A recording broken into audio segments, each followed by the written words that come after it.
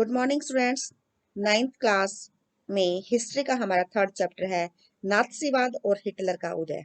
Hitler जो कि Germany का शासक था और उसकी विचारधारा जिसको कहा गया नाजीवाद या नात्सीवाद, तो इसी से रिलेटेड हमारे एमसीक्यू आज रहेंगे। हमारा फर्स्ट क्वेश्चन है कि हिटलर का जन्म कहाँ हुआ था। हिटलर जिसका पूरा नाम एडोल्फ हिटलर है और ये जर्मनी का शासक था, लेकिन जन्म हुआ था ऑस्ट्रिया में। नेक्स्ट क्वेश्चन है कि नाजी पार्टी का प्रतीक चिन्ह क्या था। हिटलर की पार्टी थी नाजी पार्टी और नाजी पार्टी का प्रतीक चिन्ह ये था स्वास्तिक, जिसको हम सतिया कहते हैं। स्वास्तिक ये चिन्ह था जो कि लाल झंडे के बीच में बना हुआ था। अब अगर हम ये देखें कि हमारे देश में प्रधानमंत्री नरेंद्र मोदी हैं। अब नरेंद्र मोदी किस पार्टी के हैं? ये बीजेपी पार्टी के हैं और इसका चुनाव चिन्ह जो है वो कमल का फूल है।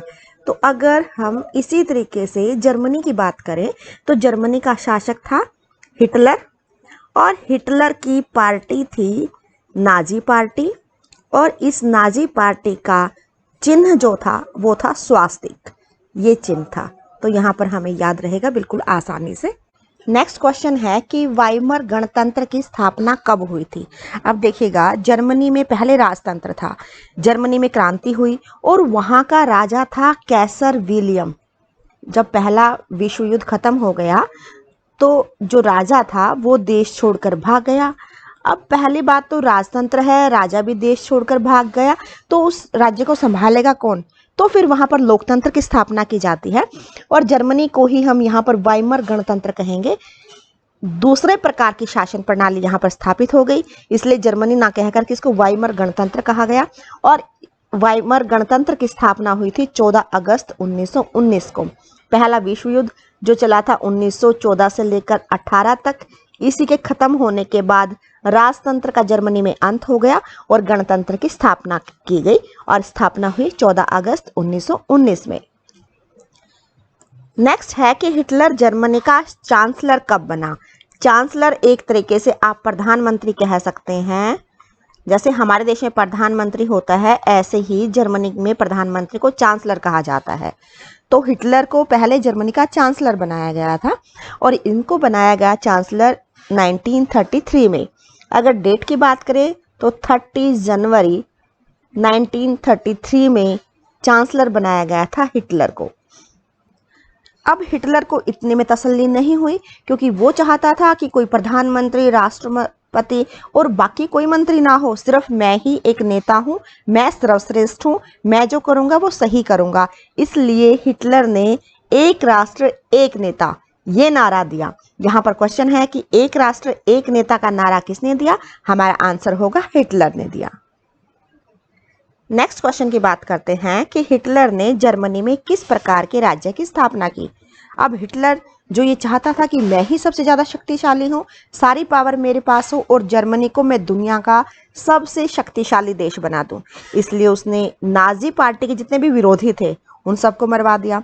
तो कुल मिला के उसने इतने काम किए कि ना तो वो समाजवाद के फेवर में था, ना वो मार्क्सवाद चाहता था, कोई उदार नीति भी उसकी नहीं थी और उसकी इच्छा थी कि सारे अधिकार मेरे पास हो, सर्वाधिकारवादी राज्य की स्थापना करना चाहता था हिटलर।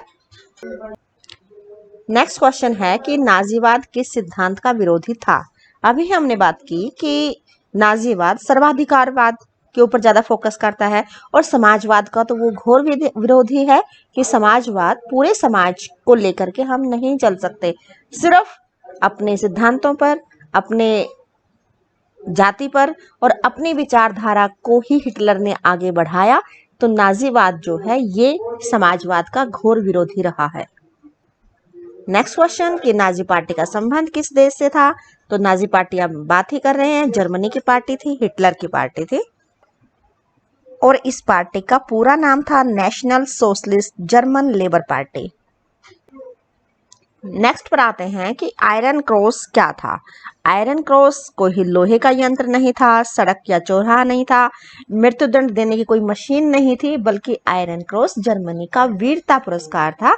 और लेसन में हमारी बात भी की गई है कि जब हिटलर सेना में था तो उसको एक पुरस्कार दिया गया था, हल क्रॉस। तो जहां पर ये क्रॉस आ गया तो ये वीरता पुरस्कार जर्मनी के रहे हैं। नेक्स्ट की बात करते हैं कि निम्नलिखित में नाजीवाद किसका समर्थक था। अब तक बहुत अच्छे से समझ आ गया होगा कि नाजीवाद जो है ये ना तो राजतंत्र के पक्ष में था, ना ही ये प्रजातंत्र चाहता था, बल्कि ये तो राज्य की सर्वोच्चता के सिद्धांत पर आधारित था कि राज्य सर्वोच्च है और उसको शक्तिशाली बनाने के लिए जो कुछ भी किया जाए वो सही है। नेक्स्ट कि नाजीवाद का सर्वप्रथम उदय कहां पर हुआ था। नाजीवाद पार्टी जर्मनी में बनी थी और नाजी पार्टी जो है ये शुरू में लेबर पार्टी थी। जब इसकी शुरुआत हुई तो ये एक छोटा दल था। जब हिटलर इसमें शामिल हुआ था तो इस पार्टी का नाम लेबर पार्टी था। बाद में इसी पार्टी का नाम बदल करके जब इसमें ज्यादा सदस्य हो गए तो इसको नाम दिया गया नेशनल सोशलिस्ट। यहां पर मैं हिंदी में लिखने की कोशिश कर रही हूँ, जर्मन लेबर पार्टी। ये पार्टी जो थी इसी को हम शॉर्ट फॉर्म में छोटा रूप इस पार्टी का नाम दिया गया और इसको कहा गया नाजी पार्टी। तो नाजी पार्टी की जो विचारधारा थी वही कहलाती है नाजीवाद। नेक्स्ट है कि नाजी पार्टी का झंडा किस रंग का था। नाजी पार्टी का चिन्ह तो हम बात कर चुके हैं कि स्वास्तिक बना हुआ था और ये बना हुआ था लाल रंग के अंदर। तो झंडा जो है ये लाल रंग का था। ये हमारा आंसर हो जाएगा। नेक्स्ट है कि हिटलर ने चेकोस्लोवाकिया पर किस वर्ष अधिकार किया। चेकोस्लोवाकिया एक देश है और हिटलर चाहता था कि पूरे विश्व पर मैं अपना कब्जा कर लूं, तो उसने दूसरे राज्यों पर, दूसरे देशों पर अधिकार करना शुरू कर दिया। ऐसे ही चेकोस्लोवाकिया पर अधिकार किया था इसने 1939 में। नेक्स्ट क्वेश्चन की बात करते हैं कि हिटलर ने आर्थिक स्थिति सुधारने के लिए किसे अर्थ मंत्री नियुक्त किया। अब हिटलर जब शासक बना तो जर्मनी की हालत बहुत ज्यादा खराब थी। एक तो 6 अरब रुपए उसके ऊपर जुर्माना रखा था मित्र राष्ट्रों ने। उसके अलावा उसके जितने लोहे भंडार जर्मनी में थे 70% लोहा भंडार पर उन्होंने कब्जा कर लिया। इसके अलावा इतनी ज्यादा जो वर्साई की संधि में कठोर शर्तें रखी गई थी उससे जर्मनी की हालत बहुत ज्यादा खराब हो गई। तो इस स्थिति को सुधारने के लिए अर्थ मंत्री बनाया गया था जाल्मर सास्ट को। नेक्स्ट है कि जनरल फ्रांको कहाँ का शासक था। अभी हम हिटलर की बात करते आ रहे हैं जो जर्मनी का शासक था। यहाँ बात की गई है जनरल फ्रांको की और ये शासक थे स्पेन के। नेक्स्ट है कि कॉमिंटन विरोधी समझौते में कौन कौन से देश शामिल थे। ये एक कम्युनिस्ट विरोधी समझौता था और इसमें जर्मनी, जिसके हम चैप्टर में बात कर रहे आ रहे हैं, जर्मनी के साथ जापान और इटली ये देश शामिल थे। तो कॉमिंटन विरोधी समझौते में ये 3 देश शामिल थे। नेक्स्ट है कि मेन कैंप किसकी रचना है। ये एक बुक लिखी थी हिटलर ने जब वो जेल में बंद था। तो मेन कैंप बुक का नाम है, ये लिखी गई थी हिटलर के द्वारा। हमारा आंसर होगा मेन कैंप रचना है हिटलर की। नेक्स्ट पर आते हैं कि जर्मनी का प्रमुख औद्योगिक क्षेत्र कौन सा था। रूर जो है ये जर्मनी का प्रमुख औद्योगिक क्षेत्र था और 80% जो है ये जर्मनी को कोयला देता है ये क्षेत्र। तो ये प्रमुख क्षेत्र था जिस पर फ्रांस ने अपना अधिकार कर लिया था। तो चैप्टर में यहाँ जब बात की गई है रूर की कि फ्रांस ने इसको अपने अधिकार क्षेत्र में ले लिया था।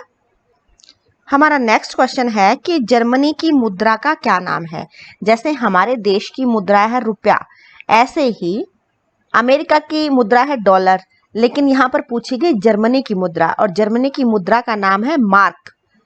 यहाँ पर 2 बातें और कर लेते हैं। जब जर्मनी के सोने के भंडार खत्म हो गए तो वहां पर कागज की मुद्रा चलाई। जैसे हमारे यहाँ पर रुपया बनता है कागज का या धातु के सिक्के बनते हैं, तो वहां पर कागज की मुद्रा चलाई और कागज की मुद्रा चलाने के बाद इसकी वैल्यू इतनी ज्यादा कम हो गई और ये इतनी वैल्यू का कम होना इसको कहा जाता है मुद्रास्फीति। और बहुत ज्यादा वैल्यू कम हो गई तो इसको कहा गया अति मुद्रास्फीति। तो यहाँ से भी क्वेश्चन आए तो हम आसानी से इसको सोल्व कर सकते हैं। तो हमें ये ध्यान रखना है, अति मुद्रास्फीति हुई थी जर्मनी में और वहां पर इतनी ज्यादा कीमत कम हो गई कि $1 जो कि अमेरिका का रुपया है, $1 वो लगभग 24,000 मार्क के बराबर हो गया था। 24,000 जर्मनी की मुद्रा वो $1 के बराबर हो गई थी। इतनी ज्यादा मुद्रा का मूल्य कम हो गया था। तो जर्मनी की मुद्रा है मार्क, और मार्क की वैल्यू कम हो गई, उसको कहा गया अति मुद्रास्फीति, और $1 लगभग 24,000 मार्क के बराबर हो गया था। नेक्स्ट क्वेश्चन है कि चतुर्थ वर्षीय योजना कब लागू की गई? चतुर्थ वर्षीय योजना लागू की गई थी 1936 में। हमारा नेक्स्ट क्वेश्चन है कि अबिसिनिया युद्ध के बाद कौन से दो राष्ट्र एक दूसरे के काफी नजदीक आ गए थे? अबिसिनिया युद्ध हुआ था 1935 में, और इस युद्ध के बाद जर्मनी और इटली ये एक दूसरे के काफी नजदीक आ गए थे। नेक्स्ट है कि जर्मनी में नवंबर क्रिमिनल्स किन्हें कहा जाता है? नवंबर के महीने में अपराधी नवंबर के महीने के अपराधी जर्मनी के उन राजनेताओं को कहा जाता है जिन्होंने 1914 से 1918 तक चलने वाले फर्स्ट वर्ल्ड वॉर में शर्तों को माना था।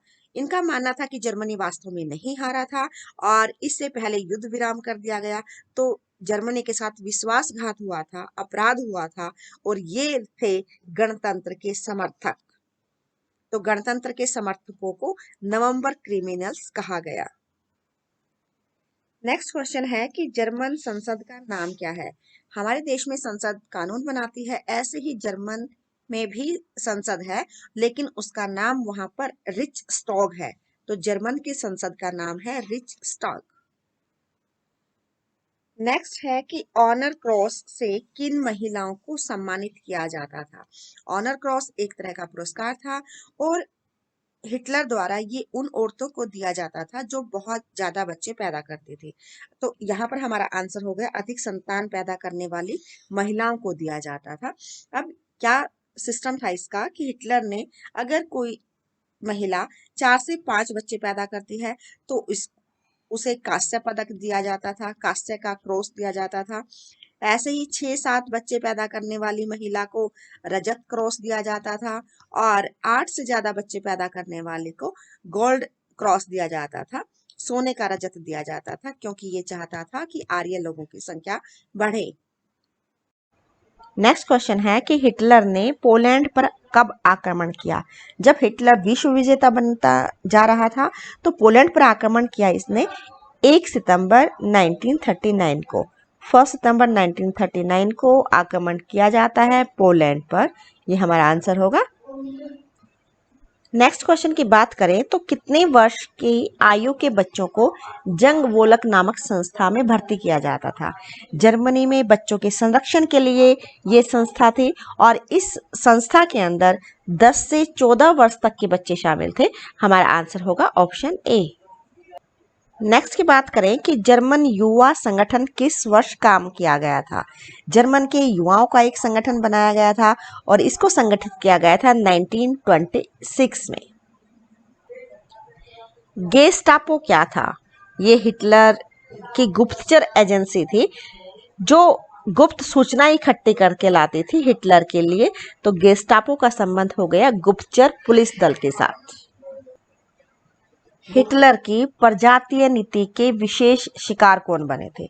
हिटलर अपनी जाति को श्रेष्ठ मानता था। वो कहता था कि आर्य जाति सर्वश्रेष्ठ है, इसलिए उसने दूसरे जो वहां पर जर्मनी में ईसाई लोग थे, सॉरी ईसाई नहीं, यहूदियों की इतनी ज्यादा हत्या करवाई इन्होंने। लगभग 60 लाख जो है वो यहूदी मरवा दिए। चैम्बर बना रखे थे, जहरीली गैस को छोड़ दिया जाता और उसमें लोगों को ठूस दिया जाता। इतनी ज्यादा बर्बरता की थी हिटलर ने यहूदियों के साथ। नेक्स्ट क्वेश्चन है कि हिटलर का प्रचार मंत्री कौन था? हिटलर ने अपना प्रचार मंत्री बनाया था अपना प्रचार करने के लिए कि मैं ही सर्वश्रेष्ठ हूँ, मैं ही भगवान हूँ, और ये बनाया गया था गोबेल्स को। प्रचार मंत्री बनाया गया था गोबेल्स को। नेक्स्ट क्वेश्चन की बात करें तो हिटलर ने राष्ट्र संघ की सदस्यता कब छोड़ी थी? राष्ट्र संघ संयुक्त राष्ट्र संघ की तरह शांति स्थापना के लिए एक संगठन बनाया गया था फर्स्ट वर्ल्ड वॉर के बाद। लेकिन हिटलर कहाँ शांति की स्थापना चाहता था? वो तो चाहता था कि शक्तिशाली बनो, और उसने चांसलर बनते ही इसकी सदस्यता छोड़ दी थी, और सदस्यता छोड़ दी थी और चांसलर बना था ये 1933 में। यही हमारा आंसर होगा। एक बार बाकी जो सन दे रखे हैं इनको भी देख लेते हैं। पहली जो कोशिश की थी हिटलर ने शासक बनने की, ये कोशिश की थी उसने 1923 में। सेकेंड वर्ल्ड वार शुरू हुआ 1939 में, जब हिटलर ने पोलैंड पर आक्रमण किया था। यहीं से शुरू हो गया था सेकेंड वर्ल्ड वार, जबकि सेकेंड वर्ल्ड वार खत्म हुआ था 1945 में। जिस हिटलर और उसकी पार्टी नाजी से संबंधित हमारा ये पूरा चैप्टर रहा है, एक खास देखने योग्य बात इसमें क्या है कि 1933 में जब पहली बार ये चांसलर बना था तो 30 जनवरी का दिन था 1933। हिटलर जर्मनी का चांसलर बना था और 30 मार्च 1933 में ये तानाशाह बना, और वही 30 अप्रैल 1945 दूसरे विश्व युद्ध के बाद जब जर्मनी ने आत्मसमर्पण कर दिया, तो यहाँ पर इसी दिन हिटलर ने सुसाइड कर लिया था कि अब वो बचने वाला नहीं है किसी भी तरीके से, उसकी हालत बहुत ज़्यादा खराब होने वाली है। तो ये था हमारा चैप्टर हिटलर और उसकी पार्टी नाजी से संबंधित। Thank you.